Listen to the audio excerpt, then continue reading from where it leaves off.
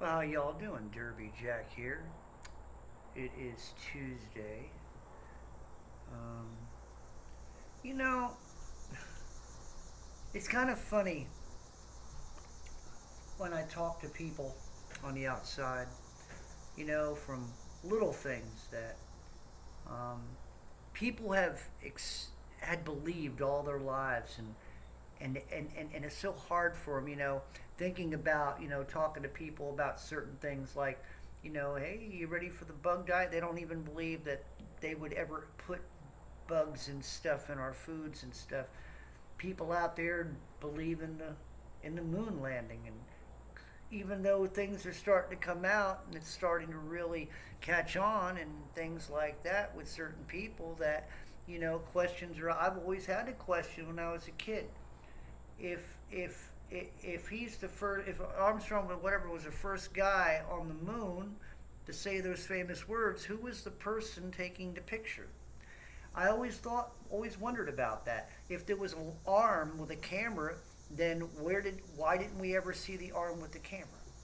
Little things. And even if they were going to say that their little truck that they put out there had a camera on it to do that, the camera and all that wasn't even assembled on the thing yet until they had to get off the damn thing to do that. So something just doesn't add up there. So little thing. I thought weird shit like this when I was a kid. I always remembered asking when we were watching it. I was with a foster family at the time, and I'm like, who's holding the camera? And everybody was like, we don't know, but they're in the moon. What's it matter? So people have this construct that's been programmed into them, and even when you start looking at things that don't make sense, it's hard for them to even want to go there. They can't break the construct that their brains are wrapped around. And that's what's so sad, that why God really, it makes it so prevalent when you're reading stuff in the Word, like renew your mind to God's Word, be transformed, not conformed. To be transformed is that you have to open up your eyes for the first time, and now you're seeing everything. I'm transformed. But those who conform, it's a slow process. And it says, be not conformed to this world, but be ye transformed by the renewing of your mind. At this moment, you have got to see the truth for what it is. Well, whether it's a moon landing, prove to me that it's real. But see, those that say, well, we can do this, and we have analysts to do this, and we have experts. I remember watching it. How do I know it wasn't in a studio? How do I know it wasn't in some type of hangar? Now I'm hearing certain things from people who had died. Things are coming out. Now, it could be all fake. But then again, when you get into fake, how do we know it wasn't fake? I mean, when you're hearing so-called astronauts sitting here saying on interviews, well, I'd like to go back to the moon, but we lost all that technology. But we're going to Mars. The statement doesn't make any freaking sense, and I don't care whether you're an expert, a scientist, a biochemist, this or that, even a clairvoyant. Does the sentence that the man said make any sense? Hell no. It's sort of like Bill Gates sitting here saying, "Well, if we do a good job with vaccines and all kinds of medicines, and people won't have children. People won't want to have children." Like, that didn't make any sense hearing that. But yet, these are the experts, people who know things, people who are in power, people have the prompter, people have the camera, people have the microphone, right? So these people, excuse me for a second. Sorry about that. Anyway, so yeah, people are in a construct, and they can't break free. And it's like I always said, if it's all you got. See, I'm one of those people. I have to look at see. I have to analyze things. I can't take things for just because somebody says it. I gotta know. And if I don't know, and anything they're showing us, anything they're saying to us and stuff, it doesn't make any sense. So like I said, when you got Bill Gates sitting here saying the things he's saying, then you got an idiot who says that he's an astronaut who says, oh yeah, we lost that technology, but we can't do it more. We can't go to the moon, but we can go to Mars. Why would you say something like that? Here's the other thing. It's you people who are mentally in that construct. You can't. I talked to one of the women at work today, saying, "What do you think about it?" Oh, I believe they went to the moon. There's no way she could bring. I said, "Well, what? Have you ever thought about who was holding the camera? When the first man got on the moon from the module?" She didn't want to answer it. She didn't even want to think about it. That's how people are. Nobody wants to think about it. Nobody wants to answer that question. Nobody wants to think about that because it would break everything, every construct that they have that was programmed in them. They would go mad. They couldn't be able to handle it. It's like what is going to happen when God states that every man will break down to his knees, right? When he sees Jesus, and men's hearts will fail because there's going to be men out there, people out there who will not believe that there's a God. And when they finally believe, when they're in shock, they won't be able to handle it. They'd either go mad or what God says in the Word. Their hearts will stop. They'll fail. They'll have heart attacks right then and there. They won't know how to handle it.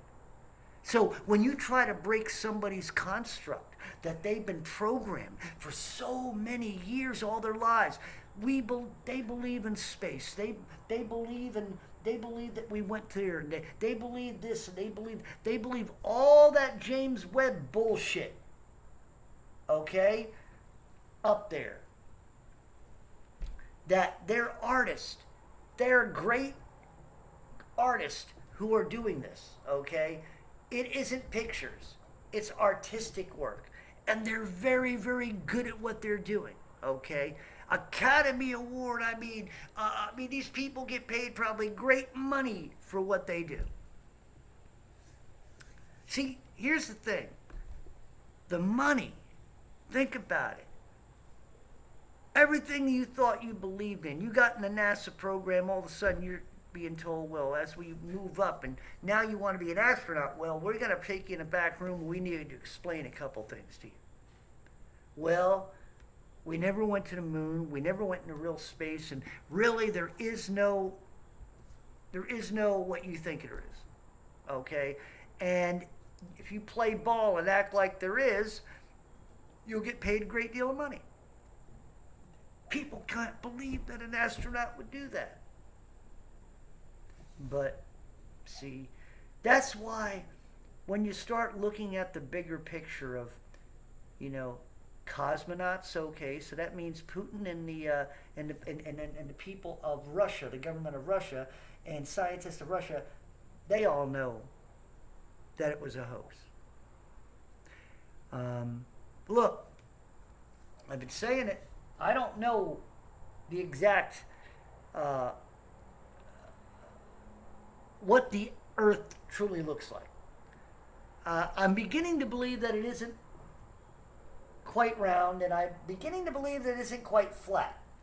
But I am beginning to believe that there's more to our world than what we're being led on.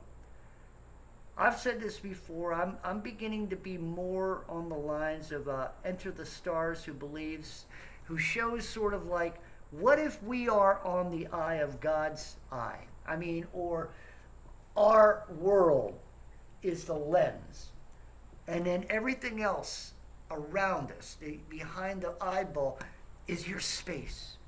So I believe that how they showed the cosmology from ancient things, they have 3 or 4 different heavens, right? All these different heavens. I believe that the same thing, if you take your finger and you jab the corner of your eye and you leave it there for a while, what are you going to see? Everything blacks out and you start seeing things that look like stars and galaxies, right? I think that space from our dome is a three-dimensional kind of viewer, meaning that everything that we see in space is a three-dimension, but it ain't space. It just happens to be a depth. So if they do happen to have satellites up there, or they do happen to have the space, it's just there. But I believe it's more of a cascade. Not quite flat, but cascade. Like an eyeball. And what it is that we're in it, but we're so small we don't see. Now, there is no gravity, yes. The water is but it's sort of the way it's all inside. I can't think of it any other way than an eyeball. Because the presentation makes more sense than just considering a flat earth and a dome. If we are in anything, a fixed place, the eyeball is fixed. You can move it back and forth, but it's fixed. It's in, the landmass on the eyeball itself would be fixed. It couldn't move except on the eyeball. So if we're in a system similar to that, I know it breaks all the traditional flat earthers, and I'm sorry, flat earthers, but some of your things I believe, and some of your things I don't believe, and some of the things just don't make sense. But I believe that if I look up and believe that what we consider space is not just drawn on a dome, but it's a three-dimensional kind of viewer. It is a dome, but it's a three-dimensional dome. If you can wrap your head around what I'm saying, it might make sense. Because when we look up, we see depth. We believe we see depth. Okay? And I would have to state that if they even were able to go out to just the atmospheric area of that, they're not going around the world. They know the actual, that it is a plane, okay, not quite round, but reason, you got to understand, the reason I put the lion on here, I didn't want you to see my face. I want you to imagine what I'm saying, to think of it in that way. Think of an eyeball, and think of your dome around the whole pupil of the eye. Okay, think of the pupil as the land and the ocean. Okay, and that's it. And everything above it has that three-dimensional. And I believe when you get the lid down on your eye, and like I said, if you were to take your finger and push it to the corner of your eye, that everything would go kind of fuzzy, and it would get dark, but eventually, and then you let your eye go, and you see sort of like space and stars. It would look the same way. So I think there's a lot more to be studied here, a lot more to be reckoned with here, a lot more to be prayed about here, because I'm not your typical flat earther the way a lot of you are. I'm thinking there's something a little bit more involved here, a little bit more in depth than you guys have been portraying it.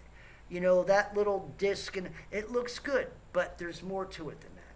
There's got to be more to it than that. You guys are even a little bit too simplistic for me. I have to really look at things a little bit deeper. And I think you all need to do the same thing. It's not that you're wrong, but you're not all fully right either.